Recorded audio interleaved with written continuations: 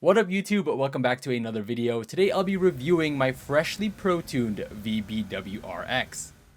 If you guys didn't see my previous video where I compared stock versus Cobb Stage 1 versus Protune, the Protune was a step up from the Cobb Stage 1 and a big jump over stock. From stock to Protune, the car gained around 75 foot-pounds of torque at its peak and upwards of 45 wheel horsepower in the mid-range of the power band. So this car definitely moves a lot better now than how it did rolling off the factory floor. And also, the car has zero hardware mods, just a Protune. Okay, so let's get right into the driving impressions. So first and foremost, the way that this car accelerates now is completely and utterly transformed. That increased torque slaps you in the face, and it comes in so early in the power band that you don't have much time to anticipate that rush of acceleration.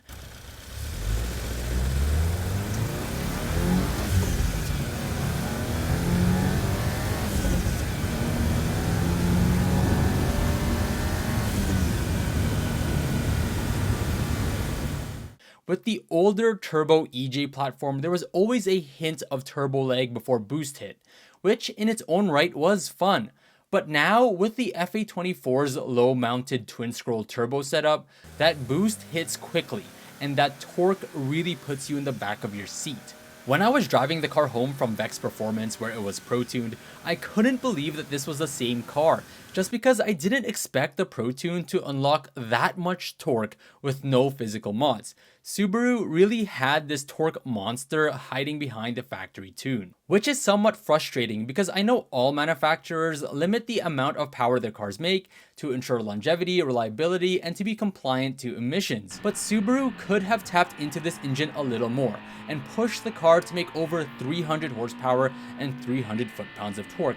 This would have appeased the Subaru fanbase that was unfortunately disappointed with the power numbers that the VB WRX debuted with. We now know the FA24 can handle more, a lot more. So bumping up the power to 5 to 10% from the factory would have totally been doable. Alright, so getting back to the acceleration impressions. This car now gets up to speed with an aggressiveness that makes it more thrilling to drive. The stock VB WRX tune was buttery smooth, but after a while, it started to feel lackluster and a little stale. I started to itch for more, and maybe that's the demise of being a car enthusiast. Our cars never give us permanent gratification. There's always something to add or improve. But such is life in general. Being a former owner of a version 4 STI and a version 7 STI, I remember clearly that those cars deliver power in such a way that make you feel like you're going downhill on a freight train, which made them feel more exciting and engaging to drive compared to the VB stock. But now with a tune, this car honestly feels like a step above those two cars. Now don't get me wrong, the VB WRX stock power delivery is refined, and the dyno graphs show a factory tune that's done up to deliver consistent power and torque throughout the entire rev range. But with the substantial improvements from the Protune, I could not imagine going back to stock. The car is undoubtedly more fun to drive. It's really addicting driving this car now. And to be honest, it was hard not to drive, let's say, spiritedly for the first week with the tune. It's just because the car feels different, in a good way. And it's not only when you're flooring it. During regular driving, the engine response is improved. It feels sharper, and when taking off from a stop, the car just revs more freely, which in turn makes the car easier to drive, especially in stop and go scenarios. Okay, so that's the acceleration impressions, which is the bulk and probably the most important part of the video, but there are a couple other things that I want to get into as well that are worth bringing up, and the first one is the warranty. In my past two videos, people have commented on a bunch of things about warranty, so I want to touch on it and give you guys my 2 cents. When you tune your car, it isn't like Subaru has a tracking device that immediately sends an email to your dealer saying your car is no longer under warranty. It's only during a warranty claim that they can deny you a warranty repair, only if they can prove that the modification you did caused whatever component to fail. This topic gets pretty muddled up with different opinions, but in my opinion, if you are modifying your car, you gotta pay to play. So I wouldn't modify my car if I wasn't ready to take on any potential repairs that are a result of the modification. That doesn't mean you can't take in your WRX for a warranty claim if something is wrong. Like if your AC compressor failed or a suspension piece is making a weird noise, I would still take it to the dealer to get it checked out. But let's say you suddenly get rod knock. chances are your engine repair won't be fully covered by warranty if you got a big turbo kit on the car. The WRX is one of the most popular cars to modify, and dealers have been dealing with modified cars under warranty for years. So I wouldn't go in there trying to hide or fool anyone, just be transparent and hopefully they work out something for you in the case of a modification related repair. Now, besides that I wanted more out of the car, there's a couple reasons why I felt comfortable tuning my car. And that's the first reason. It's my car. I bought it off the showroom floor and no one else has owned or modified it.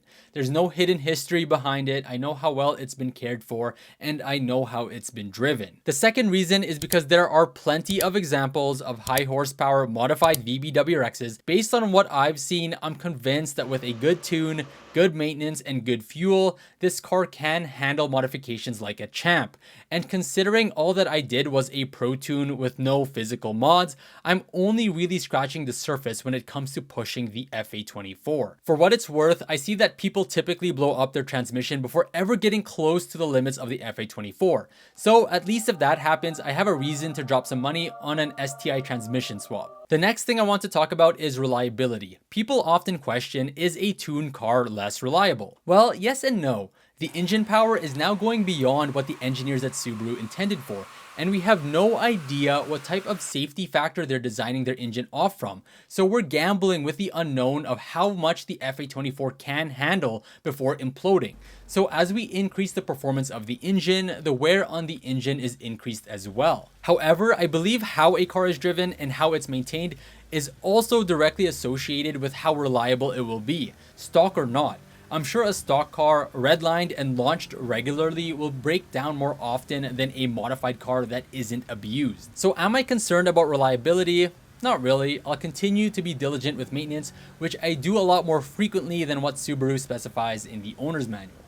Anyways, in closing, a Protune is one of the best, if not the best, modifications you can do to your VB WRX, because I guarantee you will make some significant gains that will make your whole driving experience a night and day difference. In my opinion, as long as you take care of your car and don't beat the crap out of it all the time, it will be as reliable as your car's stock. On that note, let me know down in the comments if you tuned your VB WRX and how does it compare to how it was stock. Anyways, that's it for this video. Please like and subscribe if you enjoyed. I'll catch you all in the next one. Take care.